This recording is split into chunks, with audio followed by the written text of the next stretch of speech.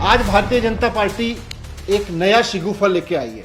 ये नहीं मान रही है कि कोरोना से निपटने में भारत सरकार का मैनेजमेंट फेल हो गया, हमारा वैक्सीन का मैनेजमेंट फेल हो गया। ये मानना चाहिए इनको। कह रहे दिल्ली सरकार को इंटरनेशनल टेंडर करना चाहिए था, ग्लोबल टेंडर करना चाहिए था और वैक्सीन ले आनी चाहिए थी। मतलब बीजेपी कह रही है कि अब सारी राज्य सरकारें इंटरनेशनल कम्युनिटी में जाके आपस में लड़ें और फिर कहें भाई हमें वैक्सीन चाहिए। दिल्ली जाए हम यूपी से ज्यादा महंगी ले लेंगे, यूपी जाए हम बिहार से ज्यादा महंगी ले लेंगे, बिहार जाए हम पश्चिम बंगाल से ज्यादा महंगी ले लेंगे। शर्म नहीं आती है भारतीय जनता पार्टी के नेताओं को ये कहते हुए कि भारत सरकार कुछ नहीं करेगी, केंद्र सरकार कुछ नहीं करेगी, केवल राज्य जाएं, इंटरनेशनल कम्युनिटी में जाके खड़े हो और ग्लोबल टेंडर के जरिए वैक्सीन लेके आ जाएं।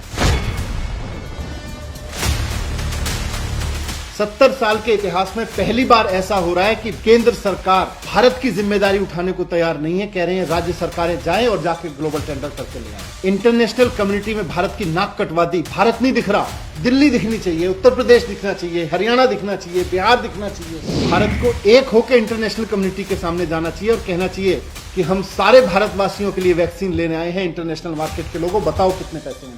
जिस तरह से पल्स पोलियो अभियान चला उसी तरह से पूरे देश में कोविड वैक्सीनेशन का अभियान चलना चाहिए। भारत सरकार को सभी राज्यों की तरफ से जाके इंटरनेशनल कम्युनिटी से दवाएं लेनी चाहिए, वैक्सीन लेनी चाहिए और लेके आनी चाहिए और फिर राज्यों को उपलब्ध करानी चाहिए।